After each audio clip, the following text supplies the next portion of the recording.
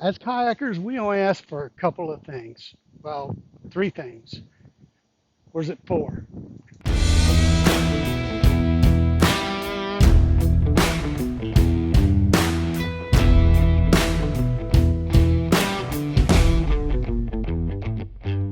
I can't tell you how many times I get asked what kayak is good for somebody else. And that's an open-ended question because there's a lot of different reasons that you should have one kayak or another. Depending on your needs, your kayak might need to be longer, shorter, wider, thinner, heavier, lighter. There's a lot of different things to look at, but there's four basic characteristics that every kayaker needs to look at: stability, maneuverability, speed, and the one that manufacturers usually don't tell you about, tracking. But before we get started on that, let's go over a few basic things. What I'm about to go over is basic information. You have to understand that hull design in boats in general has been around since, well, people have been trying to climb on stuff and float across water with it. And ever since then, the struggle has been real. What is the best design for my use? But wait.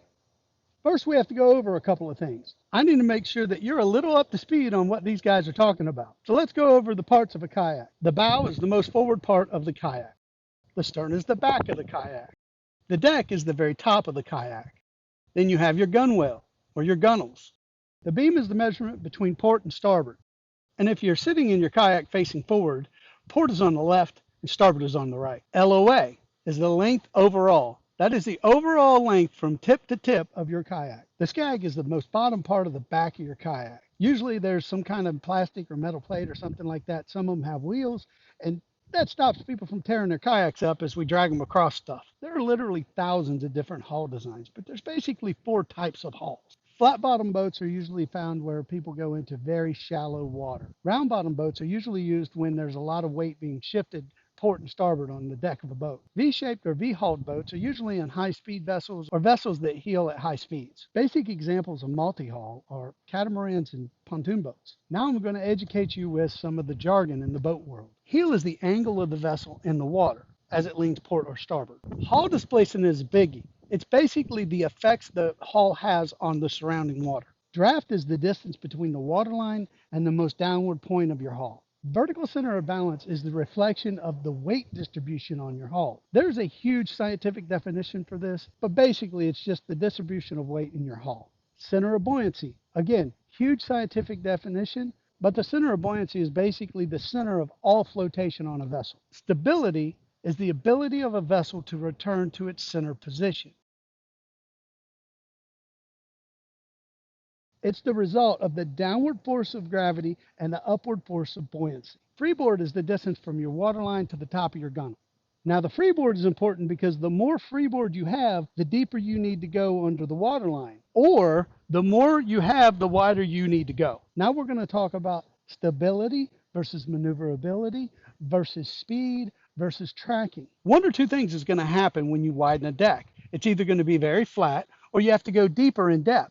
Now, in a kayak, we like to go in skinny water, so we don't like a large depth, which means the wider our boats are, the more flat they are. The flatter your vessel is, the easier it is to turn around. However, it doesn't track at all. And this is what most companies don't tell you. Tracking is really important. Tracking basically means that when you paddle on your starboard side, it's the distance that your nose goes to the port side. So instead of your kayak staying dead on center or going a little off center, flat bottom boats will go side to side to side to side to side. I mean, it's great for maneuverability in tight spots, such as small creeks and those kind of things, because you could turn a flat bottom boat around in no space at all. However, if you're going in long distances in an open water, it's going to be a workout. What most people don't realize is when they put stabilizers on their kayak, they're creating multiple hulls. Multi-hulls are great for stability. However, it's a rough ride. The wider a boat is, the rougher the ride is in rough water. A round or a V-hull will roll with the wave or the wake. Flat bottom boats in multi-hulls, they tend to shake and shift very harsh in the water.